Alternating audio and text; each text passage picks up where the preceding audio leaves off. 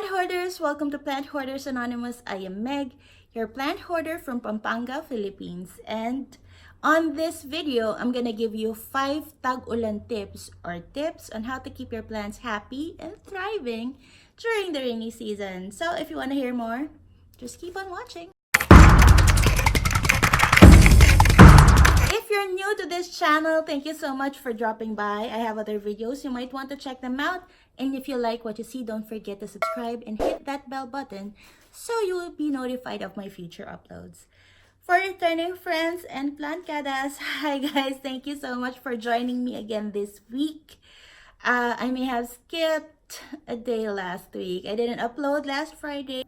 I needed a little quickie break, and also I'm thinking of resetting my uploads. Maybe I will do all the tip type of video, maybe tip Tuesdays on Tuesdays, and the vlogs on Fridays if I have time to do vlogs. So yun. Anyway, if you're not from the Philippines, you may be wondering what in the world is tag-ulan and what's the big deal.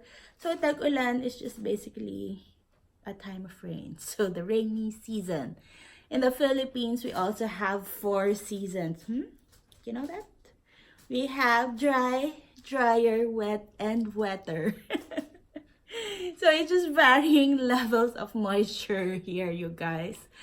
It's a tropical country, and you know, tropical plants are most of the time happy. In the Philippines, yes, generally. In Pampanga, it can get a little on the hot dry side, but I think I'm managing. So generally plants love the rain, especially the tropical plants. They're made for the rain. They love the rain. It's in the wild, that's where they get their nourishment. But you know, in the house setting, in the home, we take them home. They're not in their natural environment. Cacti and succulents are not used to a lot of rain, or maybe some plants, maybe like Hoyas, in the wild, they grow on trees epiphytically, and then you take them home, you put them in pots. So it's different. It's not like it was when they were in the wild. So maybe we can say a lot of a good thing can be not so good as well. So here I'm gonna give you some tips to keep them happy and healthy during the rainy season, because last year I lost some plants. Actually, just now I discovered recently that I lost an alocasia, so it can happen. So here are the things that I learned the past couple of years on how to keep my plants alive during this. So tip number 1, reassess your light situation. We all know from grade school science that plants need light and water to make their food, right? So maybe in the summer they're getting a certain amount of light, and then when the rainy season came, it's always cloudy, or maybe the sun kind of moved a bit. So we have to reconsider the placement of our plants, especially indoors. So like for me, actually, when we moved here, I can easily put plants a few feet away from the window.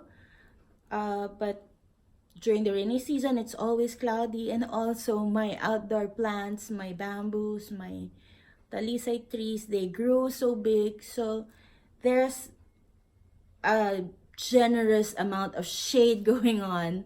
So it's not as it was before. So now I don't really get to keep a lot of plants indoors because it's not getting the same amount of light, especially during the rainy season. So you have to consider these little things, little changes going on, and be very, very observant of your plants. Some effects of getting less light than optimal would be being leggy or etiolation. They etiolate. If you have succulents, you might have already experienced succulents growing tall and then moving towards a certain area, usually towards the light. Even other tropical plants, alocasias and stuff, they actually go towards the light when you know, when there's training to get more light. So that's actually one of the least things that you have to be concerned about. Another problem of lack of light definitely is rot. So see, if your plant is getting more water than it needs, especially if it's not using the water as much because the light is not as much, the water is just gonna be there in the medium, and this is eventually gonna cause rot, and this moisture will also cause fungus. A lot of plants may also drop leaves, especially the ficus plants, the rubber, the fiddle leaf. If you have Ficus triangularis, the variegated one, last year all of its leaves just dropped, even if it was really near a light source, because it was so used to a lot of sun during summer, and then it was cloudy for days on end, and then it just dropped all its leaves. So that could happen. How do we respond to this? We move them closer to the source of light, closer to the window, closer to the door, or maybe even take them outdoors if needed. If you have that luxury of having an outdoor area, you may need to do that if it gets too dark inside. You may also supplement with grow lights. I'm gonna insert a clip of my grow lights here. I was actually battling if I want to get grow lights, because they don't really match my interior. I mainly use warm white. Most grow lights that you get here in the Philippines, yung paring medyo kakulay ng buhok. Actually, there are other options available already, but you have to get them from the States. Or marami actually factors going around artificial light and the type of plant that you have and stuff. So it's gonna be a little bit complicated. So all I can say now is Google mo, girl. Google mo, girl. There are a lot of options for supplementing light. So you just do a little research on that. For me, this one is a 7-watt LED full spectrum grow light that I got from Lazada. I actually just got a bulb. For full spectrum, the thing is, it does not project really well, so it has to be at most 2 feet away from the plant, or else it's not gonna be useful. So yun, so those are your options. Tip number 2, go easy on the watering. This is self-explanatory for plants outdoors. Syempre, they get rain. Simple. But indoors, like I said, they're not getting as much light as they used to, so they're not using water as much as they used to. So if you're watering on a schedule, you may want to lengthen that interval. Also, because the humidity is high and the temperature is generally low, I'm gonna insert here a clip. That's the humidity meter that I got also from Lazada. Obviously, I get everything from Lazada. So generally, tropical plants can be happy at maybe 50-60% humidity. 70, it's very happy. Imagine around this season, it goes from 80 to upper 90s. So it's very, very humid, and the temperature is also lower. So imagine in the summer, it would be hot and it would be dry, and the water would easily evaporate from the medium. So you have to, water it more frequently. But now, the roots are not drinking as much, and the air is also very full with water. The water doesn't evaporate as much as before. So that's another thing to consider. If you want to be really sure, if you don't have a moisture meter, just stick in your finger. You just feel the first couple of inches, 2-3 inches down the soil. For most house plants, it's better to err towards underwatering, as if it's a plant that likes moisture, you can, keep it moist, like calatheas, ferns. Actually, there are plants that like to be waterlogged, like colocasias and Cerastosperm. I just butchered that. Johnstonii. They're the plants that grow in bogs and ponds. Those plants, they like to be waterlogged, so it's not a problem at all. Water all you want. But most philodendrons, monsteras, ficus, the popular houseplants right now, are towards underwatering during this season to avoid rot. Tip number 3, if you have outdoor plants, check their medium. For me, I have so many plants, so I don't change the medium all the time. When I get plants from a grower, if it's healthy, I just keep the medium.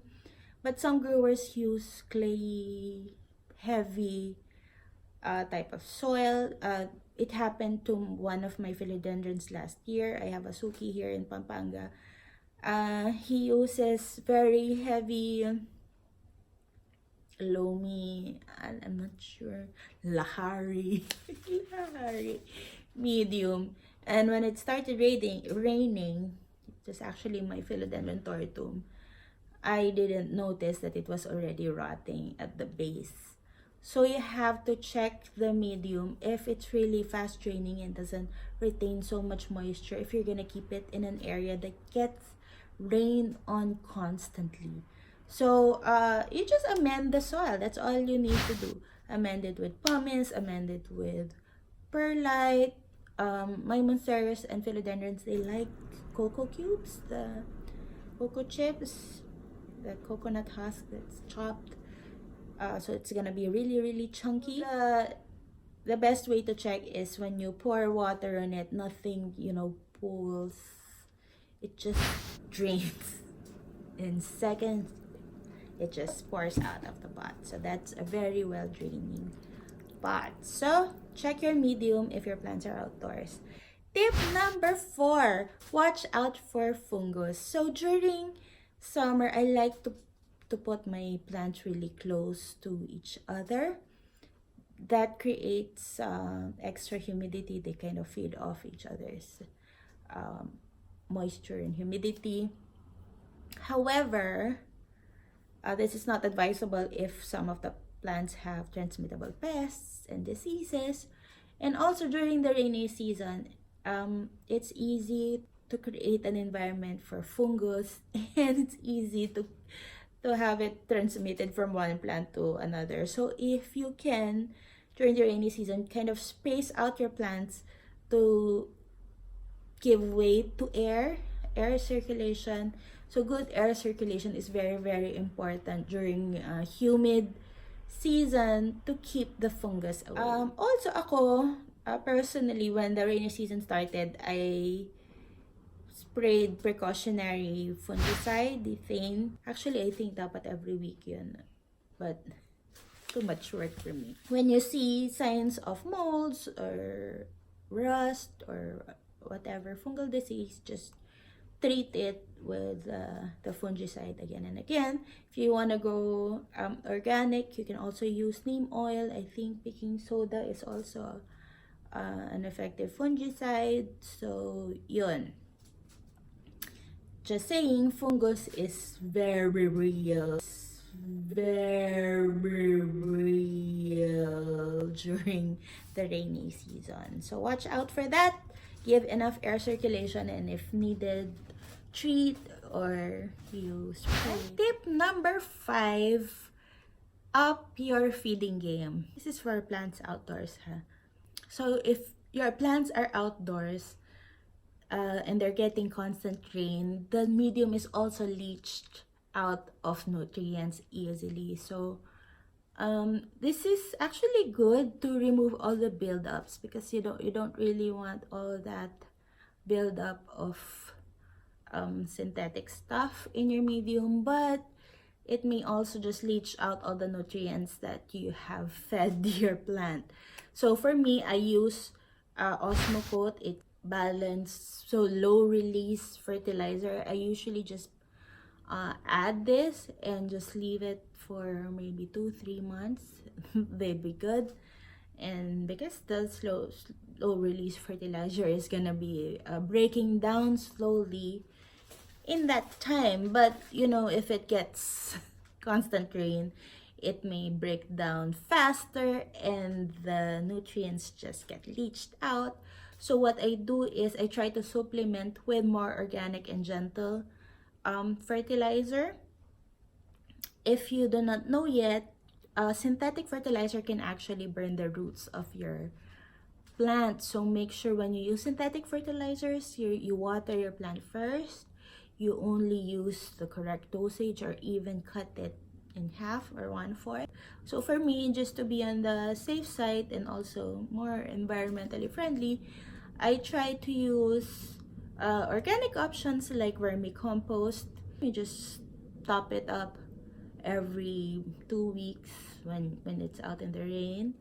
And I also sometimes use fish water. My husband has a pond, so I can take water from the pond, or the water he uses to clean filters and stuff like that. So fish poop, basically fish poop is very high in the nutrients like nitrogen, and these plants are gonna love it as well. I just water them with this fish water every week, or maybe 1.5 weeks, 2 weeks.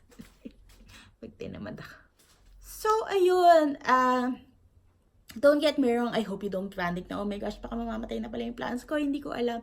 The rainy season is a very beautiful season. Make sure to save up on that rainwater. It's amazing for plants, and also it's an amazing growing season. Kung hindi nyo pa napapansin, the plants, they just keep on growing and growing. This time of the year, they get bigger leaves, and it's a beautiful, beautiful time. So I just want to share what I have learned the past couple of years. Stuff to avoid to, you know, keep your plants happy and alive and thriving during the rainy season.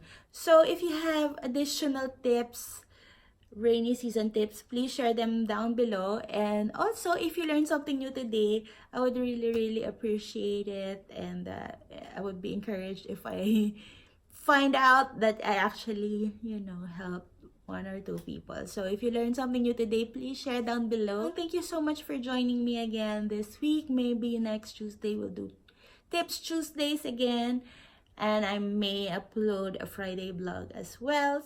So make sure to subscribe, and if you want to see my past videos that you may have missed, you can check them out here and here. And thank you so much for watching. Give it a thumbs up if you like it. Have a nice rest of your week, guys. Bye!